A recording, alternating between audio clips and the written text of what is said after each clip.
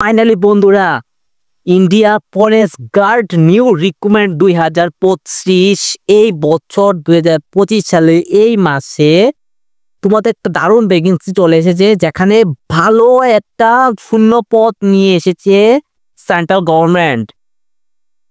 বোঝা গেছে তো?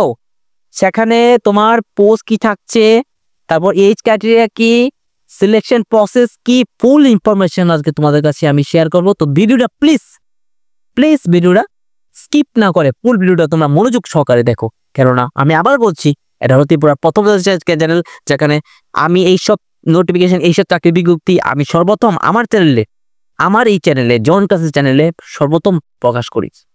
সো ভিডিওটা স্কিপ না করে ফুল ভিডিওটা মনোযোগ সহকারে দেখো। এখানে forest guard new recruitment 2025, forest guard new recruitment 2025 মানে বন দপ্তর থেকে তোমাদের নিয়োগ করানো হবে এই বছর। ওকে, সেখানে কবে থেকে তোমাদের ফর্ম ফিল আপ শুরু হয়েছে, কবে থেকে দেখো অ্যাপ্লাই স্টার্ট কবে থেকে হয়েছে, 18/8/2025, 18/8/2025 তারিখে তোমাদের ফর্ম ফিল আপ শুরু হয়ে গেছে।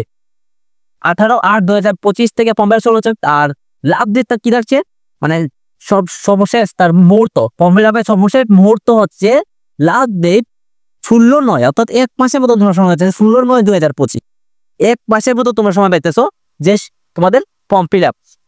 তোমরা দেরি করবে না ভাই, তোমরা দেরি করবে না। এইসব ভ্যাকেন্সি অনেকে জানে না, এইসব নোটিফিকেশন অনেকে জানে না, আমাদের মাঝে অনেকে কেউ জানে না। তোমরা জানছো, তোমরা কেন এইসব গাফিলতি করছো বাড়িতে বসে? নিজের মধ্যে আগুন জ্বালিয়ে দাও নিজের মধ্যে। দেখো পোস্ট কি থাকছে, এখানে পোস্ট কি থাকছে, ফরেস্ট গার্ডের পোস্ট থাকছে, ঠিক আছে? ফরেস্ট গার্ডের পোস্ট থাকছে, সেখানে তাদের কাজ কি থাকছে দেখো। ফরেস্ট গার্ড যারা অর্থাৎ বনের মধ্যে কিভাবে গাছ কাটা হচ্ছে বা কি ধরনের কিছু, মানে সব ঠিক আছে নি, মানে সবকিছু দেখাশোনা করার দায়িত্ব কারো থাকে, এই ফরেস্ট গার্ডের থাকে। এখানে কোয়ালিফিকেশন তারা কি চেয়েছে, শুধুমাত্র 12 পাস। যদি তোমরা মাধ্যমিক পাস করে থাকো তো হবে না, তোমাদের 12 পাস করতে হবে, 12 পাস তোমাদের দরকার। তারপর তোমাদের এজ ক্রাইটেরিয়া কি থাকছে, এখানে বয়স সীমা কত? বয়স সীমা হচ্ছে 18 থেকে তোমাদের 27 বছর। অবভিয়াসলি 18 থেকে তোমাদের 27 বছর হওয়া দরকার। বুঝা গেছে তোমাদের? আবার ওবিসিদের ক্ষেত্রে কিন্তু 3 বছরের এজ লিমিটেশন থাকছে, এবং এসসি এসটির ক্ষেত্রে 5 বছরের এজ লিমিটেশন থাকছে, ঠিক আছে? তো দেখো এখানে সিলেকশন প্রসেসটা, এই যে তোমাদের কোয়ালিফিকেশন 12 পাস, এই যে সিলেকশন প্রসেস কিভাবে তোমাদের সিলেকশন করবে, অর্থাৎ নিয়োগ প্রক্রিয়াটা কি, খুব ইম্পর্টেন্ট, সবাই জানতে চাই যে এখানে নিয়োগ প্রক্রিয়াটা কি ভাই, ঠিক আছে? নিয়োগ প্রক্রিয়া দেখো, নিয়োগ প্রক্রিয়া হচ্ছে তোমাদের একটা এক্সাম হবে ফরেস্ট গার্ডে, যে ফরেস্ট গার্ড এখানে এক্সাম তোমরা দেখলে, কোয়েশ্চেন দেখলে তোর মাথা হাত দে ভাই, এত ইজি কোয়েশ্চেন কি বলবো। এক্সাম একটা হবে নর্মাল, আর ফিজিক্যাল তো কই লাভ নেই ভাই, ফিজিক্যাল তো আর লাভ নাই, একদম নর্মাল ফিজিক্যাল। হ্যাঁ ফরেস্ট গার্ডে ফিজিক্যাল তো কি বলবো। তারপর তোমাদের ডকুমেন্ট রেখে তারপর একটা নর্মাল একটা মেডিকেল হবে তোমাদের। এত কি এই অগ্নিবীরের মতো নেই, এত জিডির মতো তোমাদের চেক করবে না ফরেস্ট গার্ডে, বুঝেনি? তারপর তোমাদের এই যে এক্সাম হবে, এক্সামের যে প্যাটার্নটা ওই রকমের তোমাদের টপিক থাকছে, তোমাদের সর্বমোট 5 রকমের টপিক থাকছে, ঠিক আছে? 5 রকমের টপিক দেখো। প্রথম যে থাকে তোমার টপিকটা জিকে থেকে 40টা কোয়েশ্চেন 40 মার্কস, ম্যাথ থেকে থাকছে তোমার 40টা কোয়েশ্চেন 40 মার্কস, রিজনিং থেকে থাকে 40টা কোয়েশ্চেন 40 মার্কস, হিন্দি থেকে থাকছে 40টা কোয়েশ্চেন 40 মার্কস, ইংলিশ থেকে থাকছে তোমাদের 40টা কোয়েশ্চেন 40 মার্কস। এবং এর যে সময়সীমা, পরীক্ষার সময়সীমা হচ্ছে 2 আওয়ার্স, মানে 2 ঘন্টা। এবং সেখানে নেগেটিভ মার্কিং আসছে ভাই, নেগেটিভ মার্কিং আছে 0.25, অর্থাৎ আমি তোমাদের বুঝি 0.25 মানে হচ্ছে 4টা কোয়েশ্চেন যদি তুমি ভুল করো তাহলে 1 মার্ক কাটা। কিভাবে ভাই, আমি তোমার ম্যাথমেটিক্যাল ক্যালকুলেশন করে দেখাচ্ছি। এই যে দেখো কলমটা তা করছে না, 0.25 তে তুমি যদি 4 দেয়া ইন্টু করো 1 আসছে, কিন্তু দেখো কিন্তু 1 আসছে, ঠিক আছে? 1 আসছে, ঠিক আছে? তো সুতরাং কি বলছি, 4টা কোয়েশ্চেন ভুলের জন্য তোমাদের 1 মার্ক কাটবে। তারপর তোমাদের কি হলো, এখানে এক্সামে গেল। তারপর ফিজিক্যাল ক্রাইটেরিয়া দেখো, ফিজিক্যাল ক্রাইটেরিয়া একদম ইজি লেভেল হয়। মেলের ক্ষেত্রে যে হাইট চেয়েছে তারা 163 সেন্টিমিটার, এবং ফিমেলের ক্ষেত্রে 156 সেমি, ওকে, সেন্টিমিটার। চেস্ট যদি দেখি মেলের ক্ষেত্রে 80 থেকে 84 সেন্টিমিটার, এবং ওয়াকিং মানে কি হাঁটা 25 কিলোমিটার হাঁটতে হবে 4 ঘন্টার মধ্যে।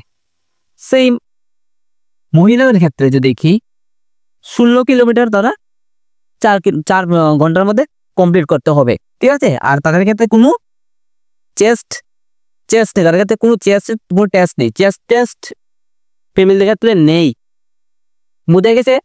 আর ঠিক দেখো এখানে যে এই ফরেস্ট গার্ড তোমাদের যে স্যালারি স্ট্রাকচারটা অর্থাৎ যে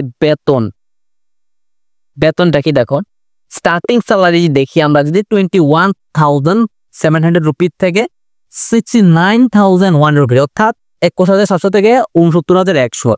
এপ্রিল কমিশন লাগু হওয়ার পর এটা স্যালারি ইনক্রিজ হয়ে 35 থেকে 40,000 রুপিস প্রত্যেকটা গভর্নমেন্ট জব। 30,000 থেকে কি বললাম 40,000 রুপিস ফার্স্ট বেসিক পে হয়ে যাবে 30,000 থেকে 40,000, এবং সেটার যে ইনক্রিজ হয়ে সর্বশেষ তার স্যালারি 90,000 কি 1 লাখ, বুঝা গেছে। অ্যাপ্লাই ফি তোমাদের কি থাকছে দেখো, অ্যাপ্লাই ফি থাকছে ইউআর এবং ওবিসি ইডাব্লিউএস এর ক্ষেত্রে 100 টাকা, এসসি এর জন্য সব ছাড়, কোনো টাকা তাদের লাগছে না। তো এতটুকুই।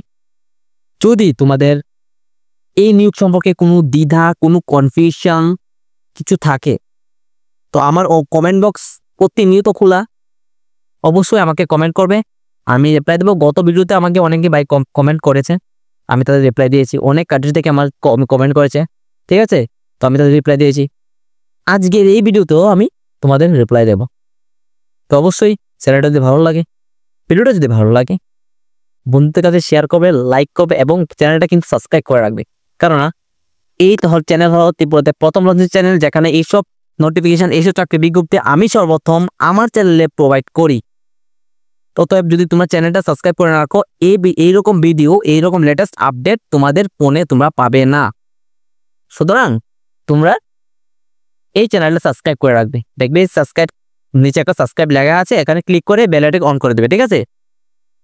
তো এতটুকুই। যদি চ্যানেল ভালো লাগে অবশ্যই সাবস্ক্রাইব করবা। ওকে, তো দেখা হচ্ছে পরবর্তী ভিডিওতে নতুন কোনো আপডেট সাথে। জয় হিন্দ।